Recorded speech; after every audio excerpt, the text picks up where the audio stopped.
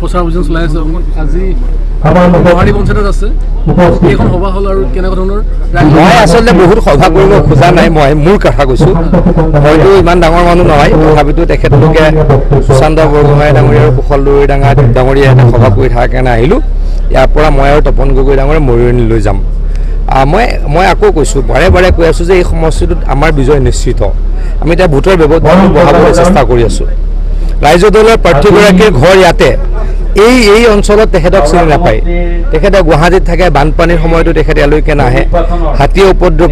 কৰাৰ সময়তো ইয়ালৈকে নাহে মই তেখেতৰ গাঁওখনৰ যিটো বুথ সেই বুথটোত ইয়াৰ আগৰ মিটিংখনত উপস্থিত আছিলোঁ তাত ৰাইজক সুধিছিলোঁ যে আপোনালোকে ধৈৰ্য কোঁৱৰ ডাঙৰীয়াক নামে মানুহে চিনি পায় কিন্তু মুখামুখিকৈ চিনি পাই নাপায় ফেচ টু ফেচ চিনি পাই নাপায় তাৰ 40% মানুহে ক'লে যে আমি চিনি নাপাওঁ গতিকে যিজন মানুহৰ গাঁৱতেই চিনি নাপায় যিজন মানুহক তেওঁ সমষ্টিৰ কাৰণে কি কাম কৰিব গতিকে তেওঁলোকৰ এই যি উৰা বাতৰি মিছা কথা কোৱাৰ যি কৌশল এই কৌশলক থাউৰাৰ সমষ্টিৰ ৰাইজে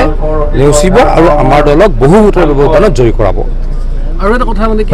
ৰাইজৰ দলৰ মুখপাত্ৰ জ্ঞানশ্ৰী বৰা তেওঁ বিজেপিৰ সভাত পাচিল পত্ৰিকা মানে বিতৰণ কৰিছিল সেইটোতো ফ্ৰাষ্ট্ৰেশ্যন কাৰণ তেওঁলোকৰ মিটিঙত মানুহ নহয় আমাৰ মিটিঙতে ময়ো শুনিছোঁ অলপ আগৰ কথা মই হাঁহৰ বাহিৰে মোৰ পৰা একো নাথাকিব কাৰণ আমিতো খেদিব নোৱাৰোঁ আমি বেয়া ক'ব নোৱাৰোঁ তেওঁলোকৰ সভাত মানুহ নহয় গতিকে আমাৰ সভাত মানুহ হয় তাতে গৈ পুস্তিকা প্ৰচাৰ পত্ৰিকা বিলাইছে তেনেকৈ প্ৰচাৰ পত্ৰিকাই কাম নকৰে অখিল গগৈ ডাঙৰীয়াই যিখিনি প্ৰচাৰ পত্ৰিকা বিলাইছিলে শিৱসাগৰৰ মানুহে এতিয়া পস্তাই আছে এতিয়া নতুন কথা এটা মই শুনিছোঁ কালি এটা মই নতুন কথা শুনিছোঁ অখিল গগৈ ডাঙৰীয়াই বোলে আহাবাৰ ইলেকশ্যন খেলিব টিয়কত মই যদি এই কথা যদি সঁচা হয় মই ভাবিবলৈ বাধ্য হ'ম 5 মাহত তেওঁ গম পাই গ'ল যে আহাবাৰ শিৱসাগৰৰ মানুহে ভোট নিদিয়ে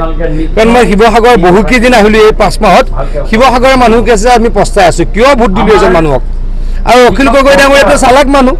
গতিকে এই কথাবিলাক শুনিছে গতিকে আহাবাৰ টিয়কলৈকে যাবলৈকে সাজু হৈছে টিয়কৰ মানুহে শিৱসাগৰৰ মানুহক যি প্ৰতাৰণা কৰিছে তাৰ যোগ্য প্ৰত্যুত্তৰ অহা নিৰ্বাচনত অখিল গগৈ ডাঙৰীয়াক জিকি দিব আৰু অখিল গগৈ ডাঙৰীয়া অহাবাৰ বিধানসভালৈকে নিৰ্বাচিত নহয় লিখি ৰাখক মই পীযুষ হাজৰিকাই আজি আপোনালোকৰ আগত